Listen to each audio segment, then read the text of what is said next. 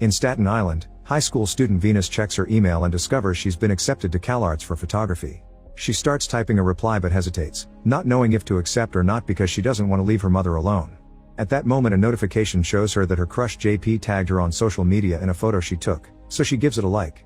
Then Venus receives a video call from her friend Sydney and they chat about various topics. Sydney mentions a new online game called Nerve, which everyone is crazy about. Venus checks a video about it and a robotic voice explains people must complete weird challenges to get paid. When signing up, the users can choose to be an anonymous watcher or a player. Sydney loves it, but Venus finds it sketchy. Afterward Venus goes to the kitchen and discusses the matter of college with her mother Nancy, who doesn't know Venus has applied to CalArts. She thinks her daughter will study in Staten Island and they can still live together. Venus suggests renting her dead brother's room but Nancy refuses, still not having gotten over the loss. Later Venus goes to the students' football match to take photos for the school newspaper. Sydney asks someone to film her for Nerve before meeting with her fellow cheerleaders. The squad starts the usual routine, but by the end of it, Sydney surprises everyone by showing her naked rear. It turns out that was a dare from the game and she's been paid for it. Soon teenagers all over the country are doing really dumb things to win some bucks like eating dog food, grabbing onto a police car while skating, and jumping off a cliff. When a person joins as a player, the game takes all of their data and customizes the challenges accordingly. Those who sign up as watchers pay to watch the videos and follow the competition to discover who will get to the finals. Watchers can also offer ideas for dares and are encouraged to film the players. After the match, Venus and her friends go to a fast food restaurant and an argument ensues over the morals of the game. Sydney uses the chance to point out Venus never gets out of her comfort zone, so she's merely a watcher in real life. When Venus protests, Sydney dares her to ask JP out. Venus refuses, so Sydney goes to tell JP that Venus likes him. Unfortunately JP explains Venus isn't his type, so a heartbroken Venus rushes out of the restaurant. She screams while riding her bicycle and the texts for her friends make her angrier. When she gets home, she's so desperate to prove she's better than this and decides to sign up on Nerve as a player. The robotic voice starts by explaining the rules. The two players with the most watchers go to the finale. All dares must be filmed to be approved. A player will get eliminated if they fail or bail, and snitches get stitches. Next the game asks for her fingerprint and automatically creates her profile by using all her private information from the internet, from her favorite books to her bank account information. The first dare she gets is kissing a stranger in a diner for $100, so Venus calls her friend Tommy to give her a ride. Tommy warns her that some kids died because of Nerve but Venus doesn't believe it because it would have caused the game to be shut down. Using his knowledge from the dark web, Tommy explains that the game can't be stopped because everybody that logs in becomes a new server. At the restaurant, Venus takes too long to decide on a person and her phone reminds her that she has a time limit. In the end she chooses a guy named Ian because he's reading her favorite book. Venus starts talking about the book to get Ian's attention and interrupts herself to suddenly kiss him while Tommy records her. She counts the seconds in her head and once it's over, she goes back to Tommy to confirm she got the money. Then music starts playing in the restaurant and Ian sings along, dancing on the seats as he looks at Venus. She thinks he's singing to her, but Tommy clarifies this is also a dare. Ian successfully gets his money and sits with the duo after he's done, explaining someone gave him the book as part of the dare. At that moment Ian and Venus both get a new message daring them to go to the city together for $200. Venus turns it down, saying she only wanted to do one to fool around, and Tommy backs up her response. Ian implies Venus does things because her friends tell her to and leaves. Hurt, Venus follows Ian to the parking lot and warns him she isn't the daredevil type, but he wants her to come along anyway. The duo gets on Ian's bike and crosses the bridge to reach the city, recording the whole thing. Meanwhile Sydney is hanging out with friends while doing another dare that entails pretending to fart on people using an app. She's gaining lots of fans for this, but her mood drops a bit when she notices that Venus has joined the game and is quickly getting watchers too. When the ride is over, Venus and Ian split to follow their new dares. Her next challenge is to try on a dress from a very fancy store. As she enters the store, Nancy gets notifications because their joint bank account is receiving money under Venus' name. She tries calling her daughter, but Venus ignores her and finds the dress. She almost takes it off the mannequin, but a clerk comes over and gives her another copy. Venus rushes to the changing room and records herself as she puts her dress on, winning the dare just in time. Then she looks in a mirror, liking what she sees. At that moment she's found by Ian, who also got a dare to try on clothes. While he takes a video of her for his fans, Tommy is still worried about Venus' safety and signs up on Nerve as a watcher to keep an eye on her. Ian and Venus decide to have some fun finishing their outfits with shoes, and while they're distracted, player Ty steals their clothes from the changing rooms for another dare. Soon Venus and Ian notice their clothes are missing, and at the same time they get a dare for $2,500 telling them to leave the store. These clothes are too expensive for their budgets, so instead they decide to leave them behind and sneak around in their underwear. At first nobody sees them, but eventually they're busted and have no choice but to run to the exit while everyone watches. This gets them tons of fans. On Ian's bike, they find a bag with the fancy clothes and the receipts, so they can keep them without guilt thanks to one of their watchers. While they go to the location of their next dare, Sydney calls Tommy to ask about Venus' intentions and freaks out when she notices Venus is now on the top 10. Moments later, Ian and Venus make it to a tattoo parlor, where Venus must get a tattoo that Ian has to choose for her. He looks at various designs and doesn't like anything, so he designs it himself and asks the tattoo artist to fix it. Venus gets on the chair, and while she suffers under the needle, her follower count keeps growing. To distract her from the pain, Ian plays a song she likes and hears the story of her dead brother.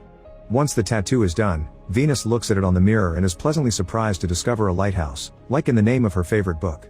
Meanwhile at a party, Sydney notices Venus keeps getting fans and her jealousy grows. Tommy is watching all this and finally loses his patience, so he calls a hacker friend for help to find more information about Ian because he doesn't appear on any public site. His friend sends him a passkey to access the dark web, and he finds out that Ian played the game before. In fact, he was involved in an incident that killed a player. Freaking out, Tommy calls Venus to warn her, but she won't pick up. Back to Ian and Venus, they get a new dare asking Ian to drive the bike blindfolded at 60 miles per hour through New York City and Venus to give him the right directions for $10,000.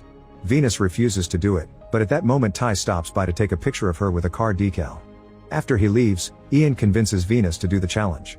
When they accept it, a girl at the party puts it on the TV so everyone can watch. Ian covers his helmet with the decal and they take off when Venus confirms the light is green. The driving is rather clumsy and they get too close to another car, so Venus has to push them off to regain control. With a mixture of leaning against his body and words, Venus guides him through the streets as Ian goes faster and faster. They almost hit a red light, but Venus makes Ian go faster and they cross just in time. After going through a tunnel, they finally finish the countdown and Ian clears his vision to stop the right bike before he crashes against a gate. Afterward, the duo celebrates with a kiss. At the party, Sydney is incredibly jealous and asks her watchers to give her a better dare. At that moment she's found by Ty, who asks to team up. Sydney turns him down and Ty gives her his number before leaving. Meanwhile, Nancy calls Tommy, wanting to know if her account is being hacked because she keeps receiving money from anonymous tippers.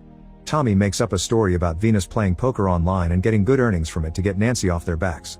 Back to the duo, they have fun on a carousel while bonding over their family situations. This is being recorded and a jealous Sydney tries calling Venus, who doesn't pick up. Ian asks her why and Venus starts explaining how Sydney always puts her down and uses her to feel better about her own insecurities. This embarrasses Sydney in front of everyone and now her watchers are teaming up to think of a dangerous dare for her. At the party, two guys show up with a ladder and Sydney gets a new dare. She must use the ladder to walk from one building to another. She's drunk and dizzy but decides to try anyway. Sydney takes the first steps rather clumsily and falls to her hands and knees to make it easier while everyone else films. However, she must be the one filming for the dare to count, so she stands up again to take her phone from her pocket. Everyone keeps yelling advice and it makes her more nervous, causing her to accidentally drop the phone to the ground. Nerve immediately announces Sydney failed the dare and she's out of the game. All over the country, people are also failing at very dangerous dares, like failing a jump over the train platforms and getting caught on a fire. Ty ends up on train tracks and stays still in the middle, letting a train pass over him without getting hurt. His dare is completed and now he's on first place. As more people fail, only a few players are left. Soon Ian and Venus make it to the party and are received like celebrities. When Venus hears Sydney lost, she goes to check on her and finds her getting naughty with JP. This triggers an argument as both girls start insulting each other for their betrayals. Sydney even throws a jab at Venus' dead brother, crossing the line. At that moment Venus gets a dare asking her to complete Sydney's failed challenge for $15,000. Eager for revenge, Venus immediately accepts and goes to the ladder. Venus is way less clumsy than Sydney and by only needing a few pauses, she quickly walks on the ladder and reaches the neighboring building. As everyone celebrates, Nerve announces Venus is in first place. Afterward, Tommy finds her and tells her that her fight with Sydney has been staged by Ian because that's his dare. Furious, Venus runs out of the party and Ian follows her. People keep on recording them, so Ian drags her to the elevator and explains this is more complicated than it looks, but he can't tell her until later. Venus doesn't believe him and is tired of the risks, so she runs out of the building and finds a cop to explain the game to him. The officer can't see what crime is being committed and watchers nearby start calling her a snitch. At the same time, Nancy discovers her bank account has been emptied. She calls Venus, who is panicking because Ian just left in his bike. At that moment Ty shows up and apologizes before punching Venus, knocking her out for his dare. Moments later, Venus wakes up in a storage unit, where a few lights reveal the phrase "snitches get stitches" and a computer screen. The robotic voice explains Venus is now their prisoner for breaking the rules. They control her life and her family, which they prove by showing tons of important documents on the screen. The only way for her to leave the game now is to win the final round, for which she must take the Staten Island ferry. Then she kicks the unit door to leave, hiding when she sees someone nearby. Suddenly Ian appears in front of her and finally explains everything. Ian and Ty played Nerve last year in Seattle, and one of their friends died when they tried climbing a crane. They immediately went to the police but nobody took them seriously, calling it an accident. Nerve punished them for breaking the rules and their families' lives were ruined. They messed with Ian's dad's job, leaked photos of his sister online, and stole their identities. There's a hidden level after Watcher and Player called Prisoner, and both Ty and Ian are trapped in it.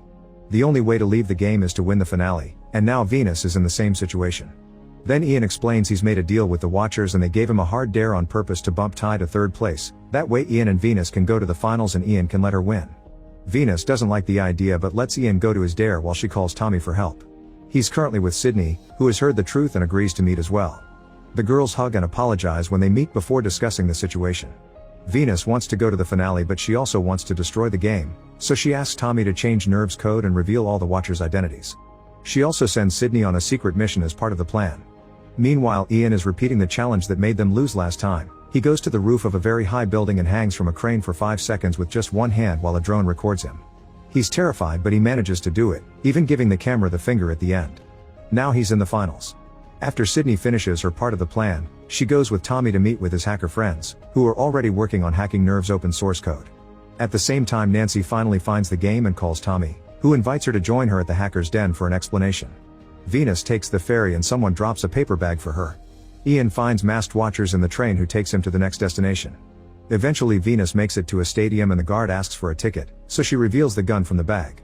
As thousands of people log in to watch the final dare, Venus goes inside and notices tons of anonymous Watchers wearing masks. Ian soon arrives too and their final dare is to shoot each other. Whoever shoots first wins the game and they only have 20 seconds, so the hackers need to hurry. Ian tells Venus to shoot and she does so but at the ground, so nobody wins.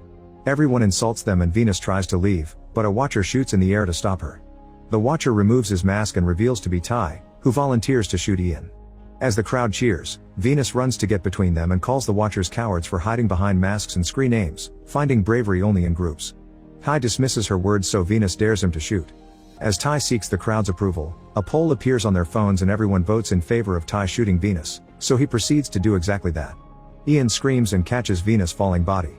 At that moment the hackers finally finish their job and everybody's real names appear on their phones with a message telling them that they're accomplices to murder. Terrified, people all over the country start signing out and leaving the stadium, not leaving a single server on for Nerve to exist in. A furious Ian tries to shoot Ty, but suddenly Venus wakes up and stops him. It turns out calling Ty was Sydney's part of the plan. All along his gun had blanks and Venus' blood is fake. Ty and Ian now can finally reconcile. At the den, everyone celebrates and the hackers even get Nancy's money back. After leaving the stadium, Ian admits his real name is Sam and the couple kisses. Sometime later, Venus is happily attending CalArts and dating Ian while keeping a healthier friendship with Tommy and Sydney. Make sure to subscribe and turn on notifications so you can watch more videos like this. Thanks for watching.